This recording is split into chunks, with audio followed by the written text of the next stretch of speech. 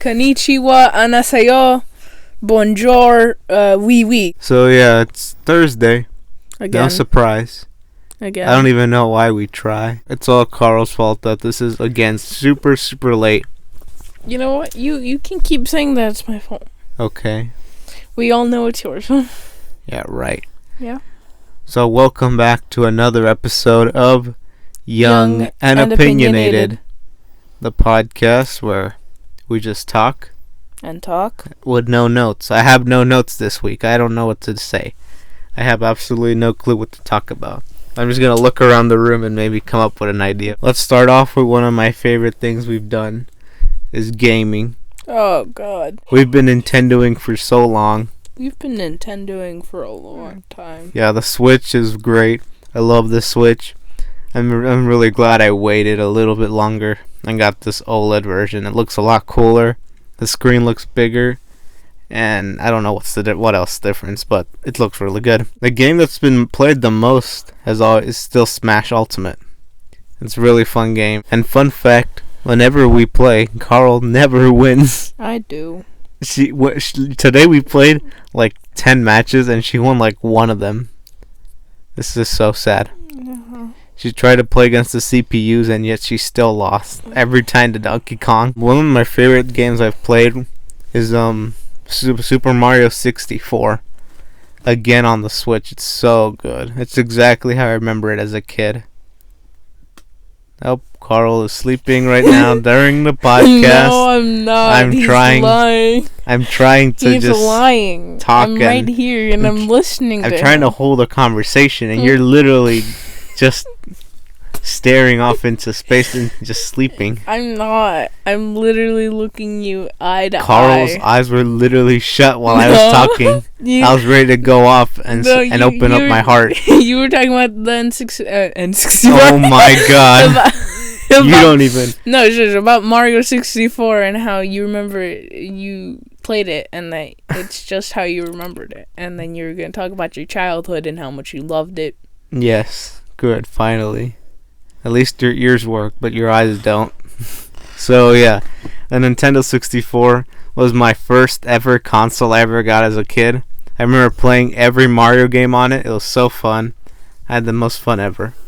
Carl doesn't remember that much because she grew up with like the PlayStation 1 and the PlayStation 2 and the GameCube. But I was an OG and I was around for the Nintendo 64. My best memories have always been like gaming and playing in Mario 64 because I thought it was like the greatest game of all time at the time. I was like, this is like the best 3D platform ever. Like, we can't get better than this. And then Mario Sunshine came out, which is like such a great game. Like, I think it's my personal favorite game. What, Sunshine? Yeah, my personal favorite Mario game is Sunshine because I have the most memories with Sunshine. Galaxy. It's Galaxy. Galaxy is like the best game, like quality-wise and everything, but my personal favorite has always been Sunshine. The mechanics have been great. The memories I have as a kid playing it. Not even for the quality of it, of Galaxy, it's just the pure nostalgia I get from it. Because I remember... Carl grew up with Galaxy and I grew up with Sunshine and 64. No, I love Sunshine and I love 64 too, but I just remember Galaxy so... I don't know, I just remember it in such a big light. This is all my fault because I would never let Carl play. I remember my parents would tell me to just give you a try, and you were super young and I would not let you at all. I just don't want you to waste my lives. You literally... I remember one time you just gave me the controller and it wasn't plugged in. Yeah, you were like... No, and more than that, yeah. You gave me it while playing, like, Galaxy or, like, a one-player game, and you told me that I was moving it, but it's a one-player game, and yet somehow you were playing and I was too. Excuse me? I remember sometimes you were, like, complaining. You were like, where am I? And I was like, you're there. You're helping. You weren't doing anything. So, I wasn't even there at all. Yeah, you were just there in spirit. Another game that just got here, Zelda Breath of the Wild. Oh my god. Legend of Zelda Breath of the Wild. I'm excited. Open world, really good. We're ready to try it out. Again, a one-player game, and I can't trick Carl anymore. So I really want to play it, but Carl also wants to play it. On the top of the games, an upcoming game that I now really am excited for is the Pokemon one. There's a lot of games coming out next year. There's leaks saying that Nintendo is gonna have like the best year out of everybody next year. There's a Kirby game coming out in the Forgotten Land. I love Kirby. There's the Pokemon. I love Sonic. There's a Sonic game. But the Pokemon one, I don't know why it's so fascinating to me. I'm pretty sure it's because it's like the aspect that I want to progress, question mark, or to like, gain better, you have to explore, right? Yeah, pretty much. And that is what I love. You have to be able to explore to then battle them and then capture them. Sure. And I love that because I love exploring. Carl likes open world games. That's why she's bragging about the PS4 games that aren't on the Nintendo Switch. Red Dead Redemption 2. But we have Zelda. It's like when Iron Man said we have a Hulk, we have Zelda. And now we're gonna have Pokemon. Yeah, everybody's and Kirby, going. And Sonic. Yeah, everybody's going for the open world. Bro, the Sonic one amazed me. I don't think it's gonna. I don't know. What do you mean you don't? I have a bad feeling about Sonic. I don't think Sonic can have a good game anymore. Why? I don't know. You saw one trailer from Colors, and from there it just went all downhill. Yeah, I don't know. Sonic hasn't had like an amazing game for a long time. But the reason we're really excited for the Pokemon game is because recently we took a Pokemon. We accepted it into our lives. we accepted this. Pokemon is something I remember growing up as a kid, watching kids at the playground pull out their cards and like battle each other, but I had no idea what was going on, and I wasn't even interested in Pokemon. Like, I thought it was I love Pikachu. He's adorable. He's literally could you not? He's literally the second cutest character in all of video game history, right behind Kirby himself. No, yeah. He's adorable. You're right. They're both adorable. But I never like understood or got like interested in Pokemon. You see, not even last year. If you would like tell me Pokemon, I would be like, whatever. Pikachu. I heard a lot about it, but I never got like deep into it. And then there's like the Pokemon Go game, which looking back at it, like we received a lot of hate, and we all made fun of people for playing it. I play Pokemon Go every day. I play Pokemon Go. That song, Cancer. I play Minecraft every day. Heaven. So, yeah. Now we've begun watching the Indigo League series, the original, with Ash Ketchum, none other than Mr. Catch Them All himself. Catch Them All himself. Yeah, it's a really good series. It's also really hard for me personally to watch animes. I don't know why. I have a hard time watching animes because, I don't know, I think they're all really long. I think I've only watched like 2 animes my whole life. Which are? Like Sonic X. Yeah, Sabal's and animes, Sonic X and Yu-Gi-Oh! Yu-Gi-Oh! Which was my personal favorite anime of all time was Yu-Gi-Oh! Because that's what I grew up with. I've watched. We also watched a bit of Dragon Ball, but we would never like watch consistently. Goku. Like, of course, Goku's cool, but I think Yu-Gi-Oh! Was like the best anime I've ever watched. Because I remember so much about it. Like, I have the worst memory ever. Like, I don't know what I ate this morning, but I'll remember the first time Yugi got his Egyptian god cards. I'll remember the first time Slifer the Sky Dragon came to the world. It was amazing. I think I remember Yu-Gi-Oh! Very, very small clips of it in my head, though. So, yeah, I'm trying to, like, connect, like, the Pokemon characters to Yu-Gi-Oh! Characters. Because, that's the best way my brain can do it. And that's the only anime that you can really connect to it, because Sonic X, what am I gonna connect? I mean, Chris is pretty much Ash. No, Chris at least Ash can do things. Ash can do a lot of things. He has abilities to like connect with Pokemon and train them. Chris just has to yell, Sonic, and hopefully Sonic comes to his rescue. But like Yugi reminds me of a lot of Ash. And then the master, the bad guy, we're in episode like 15 or something. So we're not that deep into it, but We're not that high. yeah, there's this one bad guy, and he's really rich. So I'm like, oh, that's Kaiba, a rich douchebag. That's Kaiba. It's Kaiba, guys. I remember the first time when Kaiba faced off Yugi. I'm like, man, Yugi can't win this. This guy's rich. Well, what are you gonna do against richness? Yeah, because I thought he's gonna have all the best cards because he's that rich. Use your credit card. Use a credit card. And there's a bunch of stuff about Pokemon. There's a lot of series to watch. Oh There's like a few movies here and there. Many. You know, but I'm already on board. Maybe because My Little Pony isn't around, I don't have anything to watch. What's after spring? Summer. Oh crap! I mean summer. I thought fall was after spring. What the? Sorry guys, I don't know my Yeah, seasons. the flowers bloom. Now they're gonna die again. I don't know my season. I don't need to know my seasons in the real It's so world. simple. Spring. It's so simple. We start off with summer, the hottest. No, look, I was born in summer. Okay, technically my life was started there. I was born in the first day of spring. Would you technically classify winter as first? Yeah. Winter, spring, summer, fall. Okay. Winter again. Okay, my mistake. I remember one time in class, though, we were like being tested on our months, and our teacher was like, "You are in the 3rd grade. If you cannot name your months, then you shouldn't be in this classroom." Oh my god. And then she started quizzing everyone, and I was like, fuck. Tell me the answers. And then she got to me, and I was like, January, February, March, April, May, June.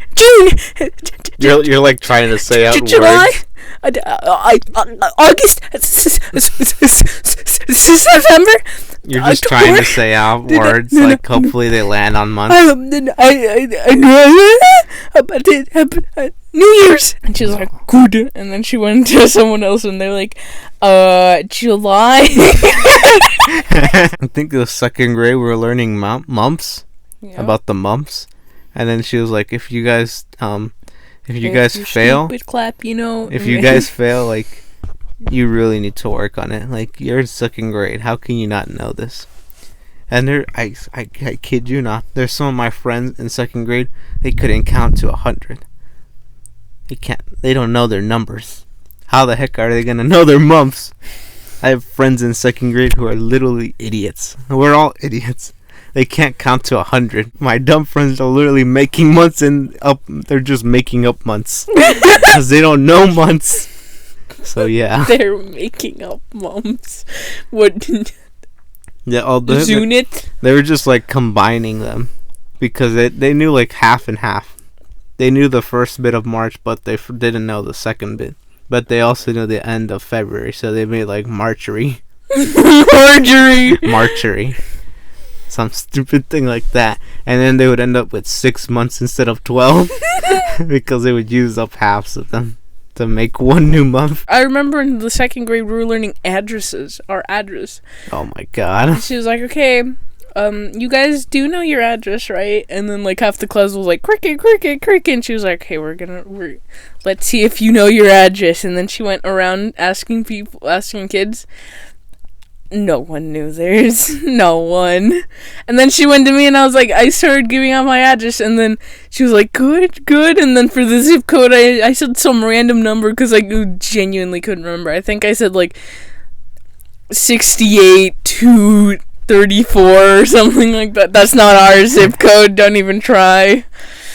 But like she was like, oh, you missed it. It was this. And I was like, dang it. Oh well. And then I got bullied because I actually knew my address. I don't know if anybody else goes through this, but Mexican parents, or in particular Mexican moms, are crazy. Like, they don't know English. So you'll literally, as a kid, you'll grow up being a translator. I remember mom forcing me to like remember everything. Like, I was in 2nd grade. I didn't know the months, but I knew my address because my mom made me like remember it, so I could in case I got lost or something. She was like, I remember like clearly, like before school started or anything, she was gonna drop me off. She was like, "What's your address?" And then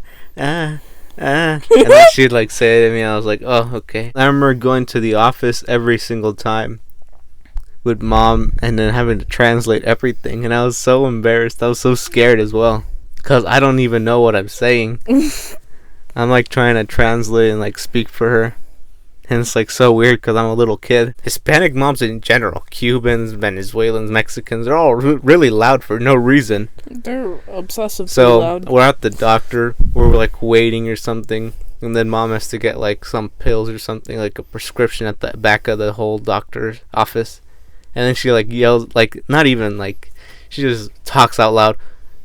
Oscar, Oscar, Oscar, ¿qué dice? She's like, what is she saying? And I'm like, Mom, keep it down. And I'm like looking around. I'm like, keep it down, Mom. And then she's like, no, pero ¿qué dice? So she literally just keeps on asking. So yeah, it's the worst. So yeah, it sucks. But I guess it also helped to become like bilingual to its maximum. Are you bilingual? I'm completely bilingual. Jesus. I didn't know everything in Spanish. I was forced to grow up quicker. How do you say tentacles? Tentacles? I don't know. How do you say boxes? Cajas. I was gonna say bojas. Never mind. How do you say lights? Luces. Luces.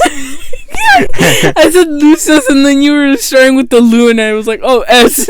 Whenever Mom and I would go to the groceries, and then we were at the grocery line, it's our turn, we're paying for our items and everything, and then Mom has to go get one item. She's like, oh, espera aquí. Wait right Lord. here. I'm gonna get something real quick. Oh, no. You're literally left there with the cash register and the cashier. They're just staring at you. You have nothing to say. And then there's people behind you. There's a line of 5 people. Please. They're all like looking at you weird. My anxiety. Yeah, I was so frightened as a kid. I was like, what is happening? Bro, as a kid, I was petrified in that situation. I just wanted to like tell her, hey, yo, I need to go to the bathroom. Could you like take I was your so stuff? scared. I was like, why would you do this, Mom? And that literally happened again like a few weeks ago. Me and Mom were at Publix, and even now I'm a freaking adult. I'm 18 years old, and I was still so scared. I was like, what am I gonna do? You pay with your own money. Yeah, I was literally ready to look for my Apple Pay just to pay for it, and then just ditch Mom because I literally got anxiety attack right then and there. Like, people are here. I hate that. Yeah, I'm like, if you forgot something, we're gonna come back inside and just redo the whole thing, because I'm not waiting for you. So yeah, if you're a parent or a future parent, or you plan to be a future parent, if you're expecting a kid or something, don't leave them at the cash register all alone with the cashier and which a huge is also line. like a hazard, isn't it? I could be kidnapped. Well, it's very hard, but you're most likely to just die of a heart attack. Well, that's anxiety attack is gonna kill you. You know, anything could happen. Don't leave your children unattended. A few podcasts ago, I talked about my anger issues, and I'm started to do something about it. I have this little whiteboard that has like important stuff on it to remind me, because I'm never gonna remember if I don't put it on the whiteboard. Like the games we should buy. I have like Nintendo Switch games I should buy someday. I have vlog ideas. At the very top, with big letters, I have days without an anger episode. Right now it's at 0. Before it was at -1. I wish I could have lived out my senior year, but I never got a senior year, which they say is like your best year ever. Yeah, it's supposed to be the latest year. Yeah, it's because you've already passed all your class and everything. You just have to chill. It's what most people remember high school being. Yeah, and I didn't get it. All because I was an anti-vax person. We're a bit late to every party. Oh, God. We're late bloomers. We watched Pokemon like a few, 20 years too late maybe. And we just recently watched Venom as well. Yes, I was gonna bring this up. I was gonna be like, okay, completely off topic. Let me just. So yeah, Venom. It's been out for months, but we just watched it barely. I like your transition, sir. So yeah, it's really good. It went by really fast, and I think the ending was like really fast as well. It was like a quick ending, and then the post-credit scene is like the biggest highlight. Spoiler alert if you haven't seen Venom, which I believe everybody has except for us. We are the lethal protectors. Eddie Brock and then Venom. They're in a little like apartment, maybe something. They're in a room, and then out of nowhere this like golden light like shines through the whole room and like orange teleports them. Yeah. Essentially, and everything changes like a beach house now. And then on the news, J. Jonah Jameson reports that Peter Parker is Spider-Man. Oh my god, the and Spider-Menace. And it shows Tom Holland Spider-Man. And Venom's like, that guy. And he just licks the screen. Venom is officially in the MCU. Now all we have to do is watch Spider-Man No Way Home. Which we're trying to do, but there's no tickets and there's no seats and then there's the cinemas the theaters are really packed right now. And then New Year's are not going to be open, so really complicated. But we're determined to watch it one way or another. Remember the Colorado truck driver guy? Oh my god, yeah. A truck driver sentenced to 110 years for an explosive crash that killed 4 people in suburban Denver moved a step closer Monday to potentially having his prison term reduced. Judge Bruce Jones scheduled a hearing for January 13 to reconsider his sentence, following widespread outrage over the severity of his punishment and an unusual request by prosecutors to revisit the matter. So yeah, apparently the power of the people. Wasn't Colorado like genuinely suffering? Yeah, but I think they must be doing better now. How long do you think this sentence will get shortened to? 30. I feel like it can go down to 20. Log 100's right around the corner. Yep. On Saturday, January 1, vlog 100. It's been 100 vlogs somehow. I've kept it up. The goal in life is to get to 609 and then just die. From there on out, you'll just vanish. I'll just disappear. I'll fake my death and that's it. I'm telling you, Big Z. Big Z is a fat penguin from Surf's Up with Cody Maverick. He literally secured his legacy in the most elite way possible. He couldn't beat Tank Evans, so he didn't want to disappoint his fans who loved him so much, so he faked his death to not disappoint them. Not only did he draw the attention away from Tank, who won that day because of his death, now everyone was looking at him, but he also secured his legacy of being that he never actually lost. Oh yeah. He kept being a winner until the very end, and then he died. And then they made a whole tournament around him. For 10 years. The Big Z Memorial. Which is crazy. Wasn't it the 10th annual? Yeah, the 10th anniversary. Yeah, like 10. This dude faked his death and hid away for 10 years just to please his fans. This man. This dedication. He's a penguin. This penguin. Speaking about legacies, do you think people know when they secure a legacy? No. A legacy is like planting seeds in a garden that you'll never get to see. You can't ever know when you secure that legacy. You'll just have to hope that those seeds grow. No, I feel like some people must know. Well, there's always that factor of like, there's always that one thing that you know that in your whole career, you know that thing will be the most prime. That's your prime. Your prime. But like my biggest example, and I always think about legacies, has always been John Lennon. Like, we don't remember him for being in the Beatles exactly. Remember him for making Imagine and being a peace activist, being one of the greatest songs of all time. Hippie. Like, oh yeah, bro, hippie, pretty much. I'm pretty sure he must have known that his legacy was secured with the song Imagine. Again, I feel like it's a sense of prime. Like, people will remember you for your prime, for what you did that stuck out the most. You have to build that over time. You can't build that with one single action. You have to build that over time. Lennon's legacy is genuinely like one of the best. I think Frank Sinatra. That dude took his whole life And he built a whole legacy right there. John Lennon and Sinatra, like, their legacies are very much secure. You know how this podcast is being made? How? Who made this all possible? You? Who made it possible for me to edit my videos? Who made it possible for you to draw on the iPad and everything? Mom and Dad for creating this? Okay. God? Technology? Mr. Steve Jobs. Oh. That's a legacy right there. Oh my. You know how the whole entire world is affected by one man alone. Well, his friend Steve Wozniak, but still, Steve Jobs gave us this phone. Well, not this in particular. He gave us Apple. And now the whole world, everyone in the whole planet, in one place or another, has an iPhone. Or an Android. I like the thought of that. That must be crazy. That's a legacy right there. Elon Musk. Yeah, Elon Musk. He's securing a legacy, that's for sure. Unless, it all goes south. The godfather of electric cars. Do you think Elon Musk's legacy is secure? Heck yeah. I don't think so.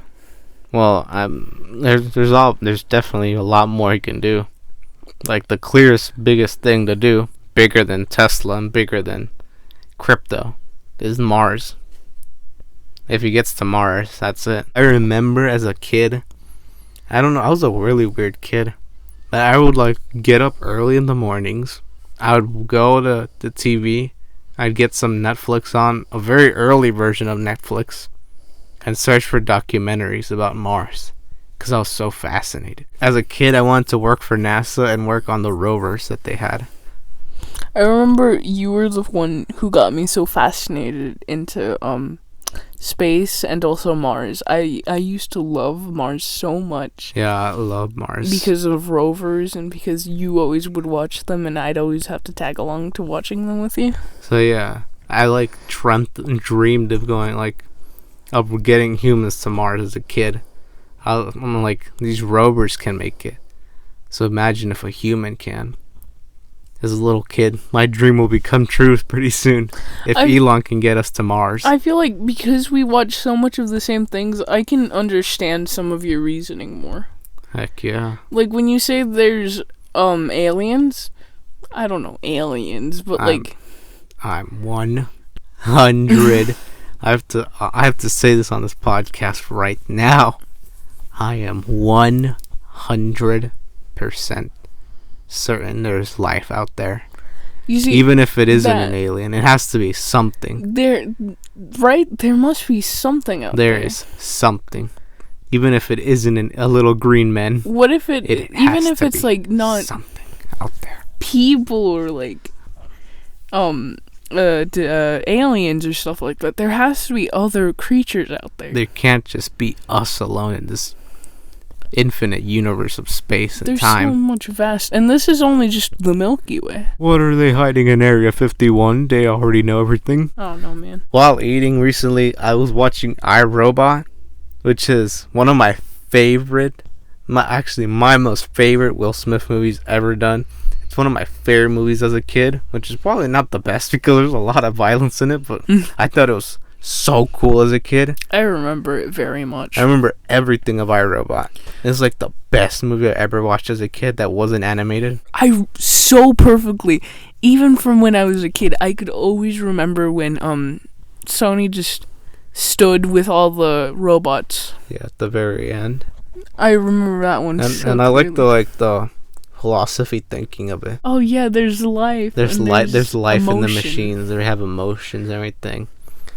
And I always thought about it. It's really fascinating to think about. And then he talks about why do robots stick together when stored away? Because they're feeling. They feel fear. They wish to stick together. Aww. I'm like, wow. And then Detective Spooner, Will Smith, he's trying to pretty much just say the truth that robots are attacking him and that they're evil. And then everyone thinks he's crazy because they're all adjusted to robots being helpful and everything, but the truth is they're evil because Vicky is controlling them. That's why I always like detective movies and whatnot. I like seeing what humans do in certain situations. That kind of makes me sound weird, as though I'm not crazy. human. Yeah. But You're Mark Zuckerberg. And with that last thought, we're going to end the podcast. Here's our quote of the day. Words of wisdoms for everybody else to hear. Human beings have dreams. Even dogs have dreams. But not you. You are just a machine. An imitation of life. Can a robot write a symphony? Can a robot turn a canvas into a beautiful masterpiece? can you? This has been Young and Opinionated. Thank you for joining us. Thanks. Go watch iRobot. It's a really good movie. Goodbye. Good.